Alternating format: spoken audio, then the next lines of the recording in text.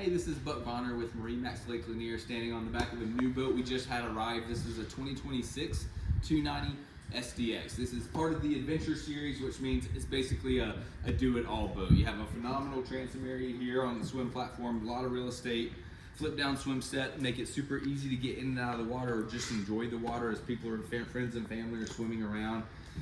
Known for its unique design here on the swim platform, we have two chase loungers, aft facing, extremely comfortable.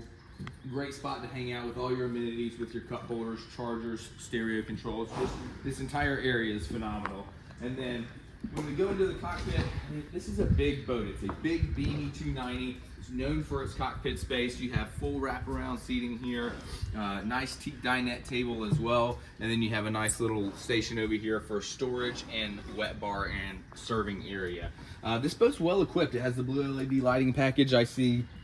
Also has the large 12-inch display with all of your engine data, all your lake mapping, all your fish finding, GPS, everything in here as well.